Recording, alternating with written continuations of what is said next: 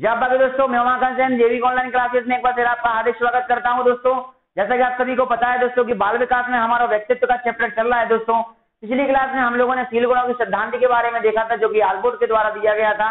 आज हम देखेंगे दोस्तों व्यक्तित्व का वही सिद्धांत जो कि कार्ल जुंग या कार्ल युंग के द्वारा दिया गया है, और उस सिद्धांत का नाम है दोस्तों सामाजिक दृष्टिकोण का सिद्धांत। क्या है दोस्तों? सामाजिक दृष्टिकोण का सिद्धांत। दोस्तों इसको पढ़ने से पहले दोस्तों मैं आपको बता दूं दोस्तों, जितने लोग चैनल को देख रहे हैं सभी लोग चैनल को सब्सक्राइब जरूर करिएगा दोस्तों, और ज्यादा से ज्यादा लोग वीडियो को शेयर करिएगा, और अगर वीडियो पसंद आए तो वीडियो को लाइक जरूर करिएगा दोस्तों। और अगर आपको कोई भी दिक्कत या परेशानी होती है तो कमेंट के माध्यम से पूछेगा, क्योंकि यह एमपी टेट का ये स्पेशल सिलेबस चल रहा है, इसके बाहर आपका कोई भी क्वेश्चन नहीं आएगा। और हमारे द्वारा आपके लिए एक मेगा ऑनलाइन टेस्ट सीरीज भी जारी की जा रही है, जिसमें आपसे महत्वपूर्ण 30 क्वेश्चन आपसे हर बार आपसे पूछे जाएंगे, आप उसको सॉल्व करिएगा। और जो भी आपको परेशानी होती है आप कमेंट के माध्यम से करिएगा दोस्तों, जो कि हमारी टेलीग्राम लिंक जेवी की क्लासेस पर आपको उपलब्ध हो जाएगी। हमारी टेलीग्राम चैनल को ज्वाइन करिएगा और हमारे दोनों जो भी आपके लिए मेगा टेस्ट दिए जा रहे हैं उनको सॉल्व करिएगा दोस्तों, ठीक है। अब हम आगे बढ़ते हैं दोस्तों। हमारा नया जो हम पढ़ने वाले हैं वह है दोस्तों हमारा क्या, व्यक्तित्व का सिद्धांत। कौन सा सिद्धांत करने वाले हैं दोस्तों आज हम? सामाजिक दृष्टिकोण का सिद्धांत। देखिए सामाजिक दृष्टिकोण का सिद्धांत जो है दोस्तों वह दिया गया है कार्ल युंग के द्वारा। कहीं कहीं किसी बुक में दोस्तों कार्ल युंग दिया रहता है तो कहीं कहीं कार्ल जुंग दिया रहता है दोस्तों, क्लियर है। अब देखिए दोस्तों सामाजिक दृष्टिकोण का सिद्धांत जो कि दिया गया है कार्ल युंग के द्वारा और कार्ल जुंग के द्वारा, दोनों एक ही हैं दोस्तों, अलग अलग नाम नहीं है। इन्होंने 3 प्रकार के बताए हैं। इन्होंने क्या कहा है कि सामाजिक दृष्टि से जो व्यक्तित्व होता है वह 3 प्रकार का होता है। सामाजिक दृष्टि से जो व्यक्तित्व होता है दोस्तों वह 3 प्रकार का होता है। एक तो बताया दोस्तों अंतर्मुखी व्यक्तित्व। कौन सा व्यक्तित्व? अंतर्मुखी। दूसरा बताया दोस्तों बहिर्मुखी, और तीसरा बताया दोस्तों कौन सा? उभयमुखी। क्लियर दोस्तों? कौन कौन से बताएं? अंतर्मुखी, बहिर्मुखी और उभयमुखी। क्लियर है दोस्तों। अब हम देखेंगे कि अंतर्मुखी व्यक्तित्व जो होता है वह व्यक्ति कैसे होते हैं और कौन कौन से व्यक्ति होते हैं और क्या करते हैं। क्लियर है। देखिए दोस्तों अंतर्मुखी व्यक्ति वो होते हैं जो अपने चेतन मन, अपने विचार, अपनी सोच और अपने व्यवहार को बाह्य रूप से व्यक्त ना करके उन्हें अपने अंदर ही रखते हैं। उन्हें दूसरों के सामने व्यक्त नहीं करते। वह किसी भी जगह खड़े होकर, किसी भी जगह रहकर, ना अपने व्यवहार में, ना अपने मन में, ना अपनी सोच में किसी भी प्रकार से, किसी भी माध्यम से अपने विचारों को व्यक्त नहीं करते दोस्तों। ऐसे और वह व्यक्ति अपने अंदर ही उनको छुपा के रखते हैं। ऐसे जो व्यक्ति होते हैं वह होते हैं दोस्तों अंतर्मुखी व्यक्ति। जैसे कि ऐसे जो व्यक्ति होते हैं, जैसे कि मैं आपको उदाहरण के तौर पर बताना चाहूंगा, जैसे कि दोस्तों वैज्ञानिक है। आपसे प्रश्न किया जाता है वैज्ञानिक है, प्रश्न क्या किया जाता है? वैज्ञानिक है। तो बताइए उभयमुखी है कि आपका बहिर्मुखी है कि आपका अंतर्मुखी है, या इनमें से कोई नहीं? तो आपको पता होना चाहिए। देखिए दोस्तों वैज्ञानिक है, गणितज्ञ है, लेखक है, दार्शनिक है और देखिए दोस्तों कैसे, जैसे कि वैज्ञानिक है। वैज्ञानिक जब कोई भी शोध करता है दोस्तों, वैज्ञानिक जब कोई भी साइंटिस्ट जो रहता है वह कोई भी अगर एक्सपेरिमेंट करता है तो सबसे पहले क्या करता है? वह एकांत प्रिय होकर, अकेले में रहकर, वह अपना किसी भी प्रकार से अपने मन की बात नहीं कहता, ना किसी से अपने व्यवहार के बारे में जिक्र करता है। वह अपने मन ही मन में, अपने अंदर ही अंदर वह एक्सपेरिमेंट करते रहता है, और जब तक वह क्या नहीं हो जाता, सफल नहीं हो जाता। ऐसे जो व्यक्तित्व वाले व्यक्ति होते हैं वह कहलाते हैं कौन से? अंतर्मुखी। जैसे कि वैज्ञानिक है। इसी तरीके से दोस्तों गणितज्ञ भी है। बड़े बड़े जो व्यक्ति होते हैं जैसे लेखक है, कोई भी अपनी कविता या लेख लिख रहा है या निबंध लिख रहा है तो वह अपनी सोच में डूबा रहेगा। उसका पूरा दिमाग कहाँ पे रहेगा? पूरा उसका कॉन्सेंट्रेशन रहेगा वह आपका उसका निबंध के ऊपर रहेगा, उसकी लेखनी के ऊपर रहेगा दोस्तों। वह आपका ना अपने व्यवहार को, ना अपने विचारों को, ना अपनी सोच को, ना अपने चेतन मन को दूसरों के सामने व्यक्त नहीं करता दोस्तों। उन सभी को अपने अंदर समाहित करके रखता है। ऐसे व्यक्ति अंतर्मुखी व्यक्ति कहलाते हैं। वैज्ञानिक हैं, गणितज्ञ हैं, लेखक हैं और दार्शनिक हैं, ऐसे व्यक्ति इसके अंतर्गत आते हैं। देखिए ऐसे व्यक्तियों का व्यवहार क्या होता है? अंतर्मुखी व्यक्ति जो होते हैं उनका व्यवहार क्या होता है, उनकी पहचान क्या होती है, जरा हम देखते हैं। एकांत प्रिय अंतर्मुखी जो व्यक्ति होते हैं, जो व्यवहार, मन, विचार और सोच को बाह्य रूप से व्यक्त ना करके अपने अंदर ही रखते हैं, अंतर्मुखी व्यक्ति कहलाते हैं। इनका व्यवहार क्या होता है? देखिए दोस्तों ऐसे व्यक्ति एकांत प्रिय होते हैं। जो व्यक्ति अंतर्मुखी होते हैं वह एकांत प्रिय होते हैं, क्योंकि सबसे बड़ी बात तो यही है दोस्तों, एकांत प्रिय इसलिए है क्योंकि वह किसी के सामने अपनी बात व्यक्त ही नहीं करते, किसी से बात ही करना पसंद नहीं करते, ना किसी के सामने अपना व्यवहार रखना पसंद करते हैं। तो उस व्यक्ति के पास एक ही ऑप्शन बचता है, वो भी क्या, एकांत में रहना। एकांत प्रिय होते हैं। दूसरा क्या है दोस्तों, विचारशील होते हैं, वह व्यक्ति विचार करते हैं, विचारशील होते हैं। तीसरी बात क्या है दोस्तों, संकोची होते हैं। कैसे होते हैं, संकोची होते हैं। आत्मचिंतक होते हैं, वह अंदर ही अंदर चिंतन करते रहते हैं, वह किसी न किसी चिंता में डूबे हुए रहते हैं, कुछ ना कुछ सोचते रहते हैं। इसीलिए दोस्तों इन उदाहरणों को लिया गया है। देखिए जो वैज्ञानिक होते हैं वह मन ही मन सोचते रहते हैं कि हमें आगे क्या करना है, क्या आगे नहीं करना है। इसी प्रकार गणितज्ञ के बारे में है, इसी प्रकार लेखक के बारे में है कि मुझे आगे क्या लिखना है, किस तरीके से हमें कहानी लिखना है या कथा लिखना है या निबंध लिखना है, उसके बारे में वह आत्मचिंतन करते रहते हैं। इसी तरीके से दोस्तों दार्शनिक भी होते हैं।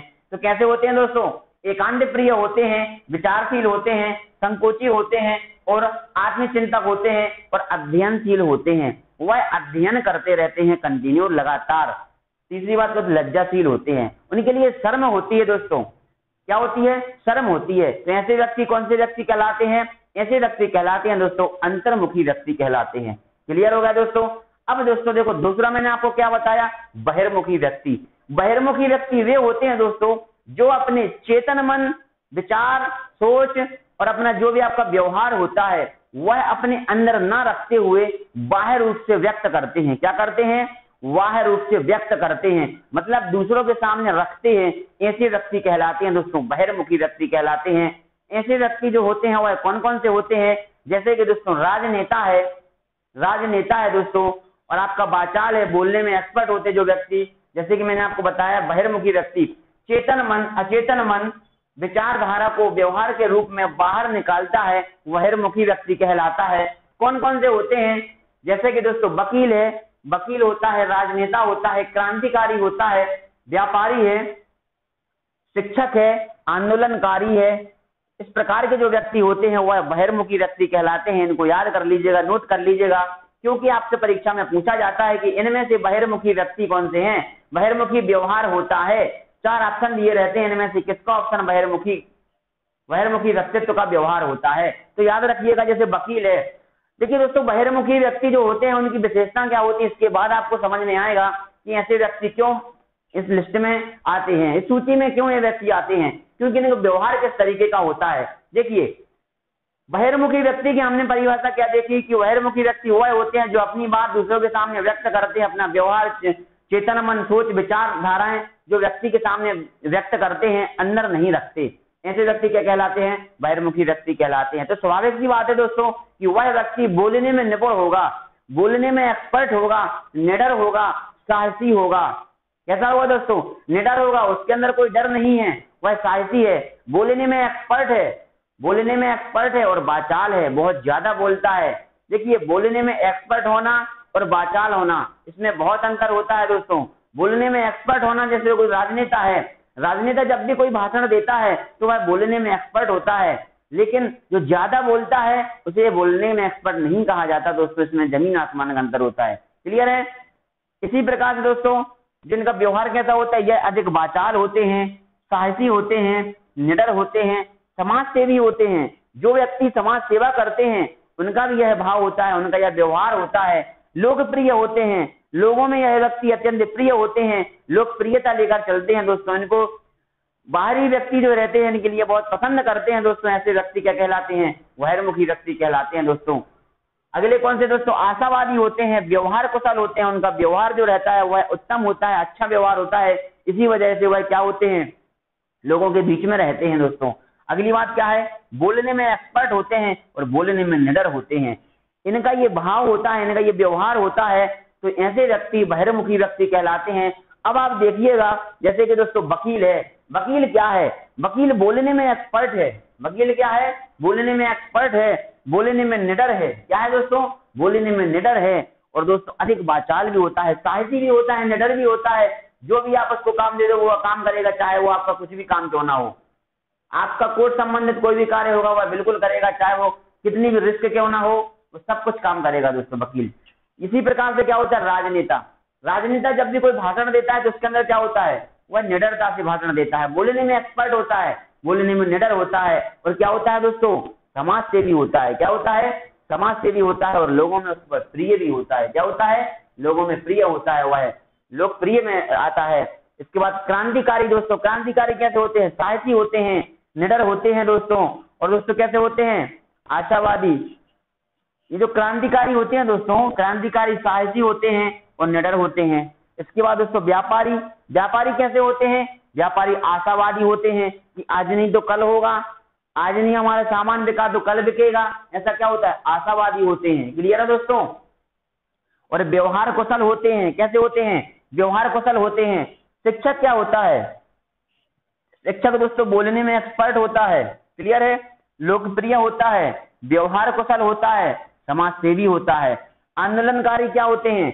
आंदोलनकारी दोस्तों साहसी होते हैं, निडर होते हैं, और दोस्तों समाज सेवी होते हैं, लोकप्रिय होते हैं, और दोस्तों बोलने में एक्सपर्ट भी होते हैं। तो इस प्रकार की कुछ विशेषताएं होती हैं दोस्तों, जो व्यक्तित्व की कुछ विशेषताएं होती हैं, व्यवहार होते हैं। तो मैंने आज इसके बारे में देखा कि कौन कौन से व्यक्ति ऐसे होते हैं जो बहिर्मुखी व्यक्तित्व के अंदर आते हैं, जैसे कि आपका वकील है, आपका राजनेता है, क्रांतिकारी है, व्यापारी है, शिक्षक हैं और आंदोलनकारी हैं। ऐसे व्यक्ति बहिर्मुखी के अंतर्गत आते हैं, क्योंकि बहिर्मुखी व्यक्ति वो कहलाते हैं जो अपनी बात को, अपने व्यवहार, चेतन मन और हमारी सोच विचारधारा को लोगों के सामने व्यक्त करते हैं, अंदर नहीं रखते हैं, बहिर्मुखी व्यक्ति कहलाते हैं। ऐसे व्यक्ति कैसे होते हैं जो बहिर्मुखी होते हैं?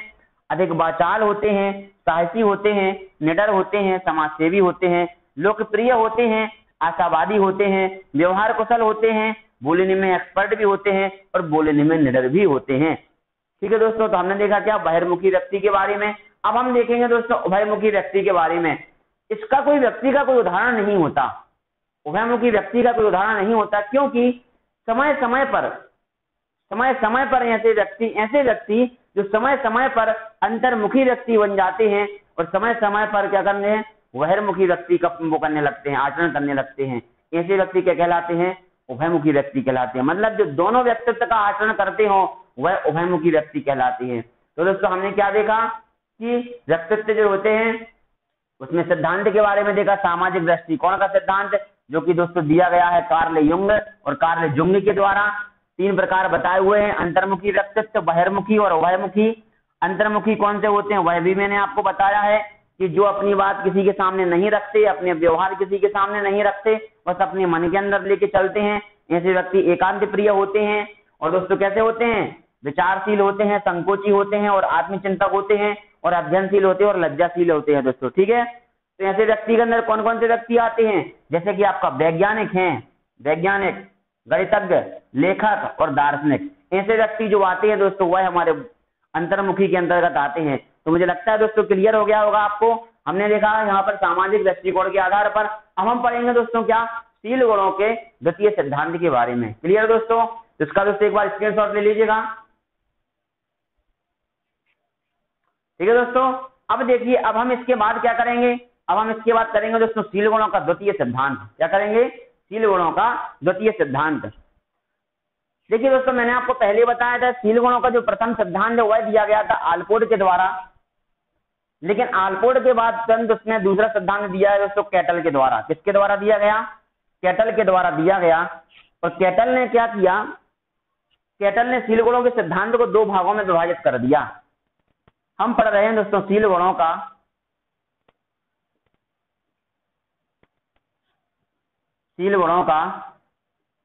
द्वितीय सिद्धांत। शील गुणों का द्वितीय सिद्धांत। इस सिद्धांत में दोस्तों सिर्फ एक ही बात महत्वपूर्ण है जो मैं आपको बताऊंगा। इसके जो दोस्तों प्रतिपादक हैं वह है दोस्तों कैटल। कौन है दोस्तों? कैटल। कैटल महोदय ने क्या कहा? शील गुणों के सिद्धांत को 2 भागों में विभाजित किया दोस्तों, 2 भागों में विभाजित किया, 2 भागों में विभाजित किया दोस्तों। पहला जो उन्होंने बताया दोस्तों वह बनाया उन्होंने स्रोतशील गुण। क्या बनाया दोस्तों? स्रोतशील गुण। और दूसरा बनाया दोस्तों उन्होंने क्या? सतहीशील गुण। क्या बनाया दोस्तों? सतहीशील गुण। सतहीशील गुण। देखिए दोस्तों, कैटल के अनुसार, कैटल महोदय के अनुसार जो आपके शील गुणों का द्वितीय सिद्धांत दिया गया, उन्होंने क्या कहा कि स्रोतशील गुण जो होते हैं और सतहीशील गुण होते हैं। स्रोतशील गुण वह होते हैं, जैसे कि मैं आपको बता दूं दोस्तों, जैसे कि यह है दोस्तों, एक व्यक्ति है, उस व्यक्ति का जो केंद्र होता है, जो प्रमुख केंद्र होता है, प्रमुख गुण होता है, वह दोस्तों क्या होता है, उसका स्रोतशील गुण होता है। क्या होता है? व्यक्ति का जो प्रमुख गुण होता है, व्यक्ति का जो प्रमुख गुण होता है वह उसका स्रोतशील गुण होता है। इसको नोट कर लीजिएगा, इसको अपनी नोटबुक में लिख लीजिएगा कि व्यक्ति का जो प्रमुख गुण होता है वह उसका स्रोतशील गुण होता है। क्लियर है? अब देखिए दोस्तों, स्रोतशील गुण के द्वारा जैसे कि इस व्यक्ति के अंदर दोस्तों अनेकों बातें निकलकर बाहर आती हैं। जैसे कि और एक बात और है, जो प्रमुख होता है वह स्रोतशील गुण कहलाता है, और स्रोतशील गुण के द्वारा जो गुण उत्पन्न होते हैं, स्रोतशील गुण के द्वारा जो गुण उत्पन्न होते हैं वह सतहीशील गुण कहलाते हैं दोस्तों। जो कि इस देखिए इस चित्र के बाहर है, ये जो गुण हैं, ये देखिए ये सतह पर निर्मित हैं, तो ये कौन से गुण कहलाते हैं? सतहीशील गुण कहलाते हैं दोस्तों। कौन से गुण कहलाते हैं?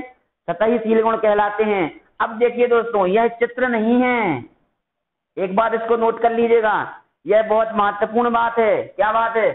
कि कैटल महोदय ने एक मापनी का निर्माण किया था। क्या किया था?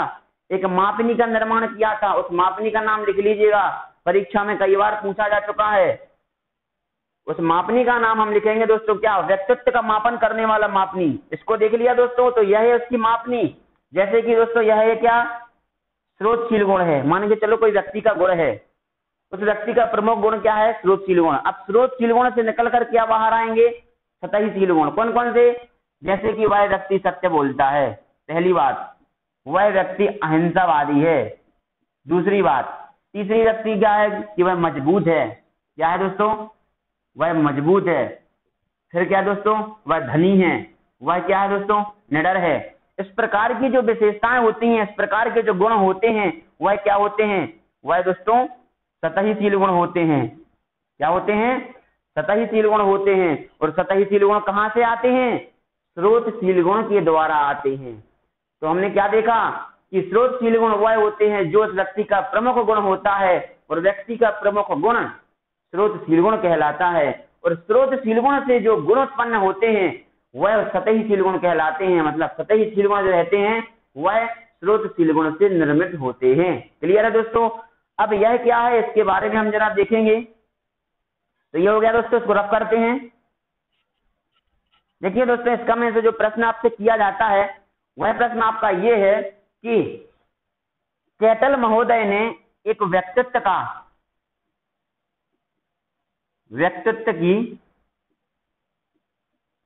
के मापनी का निर्धारण किया। क्या किया दोस्तों? मापनी का निर्धारण किया दोस्तों। और मापनी का नाम क्या है दोस्तों? 16 PF। इसको दोस्तों नोट कर लीजिएगा, वेरी मोस्ट टाइम भी दोस्तों पेपर में कई बार ये पूछा गया है दोस्तों। इसको नोट कर लीजिएगा नोटबुक में, और इसको इंपॉर्टेंट लगा लीजिएगा। आपसे पूछा जाता है कि 16 PF मापनी का जो निर्माण किया गया था वह किसके द्वारा किया गया था, किस मनोवैज्ञानिक के द्वारा किया गया था। तो 16 PF मापनी का जो निर्धारण है वह किया गया था दोस्तों कैटल के द्वारा। और वह कब किया गया था? कौन है कैटल? शील गुणों के द्वितीय सिद्धांत के प्रतिपादक हैं। तो आपसे प्रश्न क्या किया जाएगा? शील गुणों के द्वितीय सिद्धांत का प्रतिपादक कौन है? कैटल। कौन है दोस्तों? कैटल महोदय। और 16 PF मापनी का निर्माण किसने किया? कैटल के द्वारा। इसका पूरा नाम क्या है दोस्तों? इसका पूरा नाम है दोस्तों, देखिए 16 है। इसको लिखते हैं क्या? 16 है। इस पी का मतलब क्या है दोस्तों? पर्सनालिटी। क्या है? पर्सनालिटी। क्योंकि हम चैप्टर क्या पढ़ रहे हैं? व्यक्तित्व। इसलिए इसे लिखेंगे दोस्तों क्या? व्यक्तित्व। एस का मतलब क्या है दोस्तों? फैक्टर। फैक्टर को क्या कहते हैं? कारक। क्या कहते हैं दोस्तों? कारक। तो क्या हो गया दोस्तों मापनी का नाम? 16 है व्यक्तित्व कारक। 16 है व्यक्तित्व कारक। अगर हिंदी में इसको देखा जाए तो 16 व्यक्तित्व कारक कहा जाता है, और अगर इसको शॉर्ट नेम में देखा जाए तो 16 PF। वैसे ज्यादातर आपको लिखा 16 PF ही आता है दोस्तों, इसको नोट कर लीजिएगा। यह मापनी दी है किसके द्वारा? कैटल के द्वारा। और कैटल कौन है? शील गुणों के द्वितीय सिद्धांत के प्रतिपादक हैं। तो दोस्तों हमने यहाँ पर क्या देख लिया? सामाजिक दृष्टिकोण का सिद्धांत भी देख लिया, और हमने यहाँ देख लिया शील गुणों के द्वितीय सिद्धांत के बारे में। कल हम देखेंगे दोस्तों यहाँ पर क्या? आवश्यकता मांग का सिद्धांत दोस्तों। तो आज के लिए इतना ही काफी दोस्तों। अगर मेरी वीडियो आपको पसंद आई हो तो लाइक जरूर करिएगा, जितने लोग चैनल को देख रहे हैं सभी लोग सब्सक्राइब जरूर करिएगा, ज्यादा से ज्यादा लोगों में दोस्तों वीडियो शेयर करिएगा। क्लियर दोस्तों, जय बागी।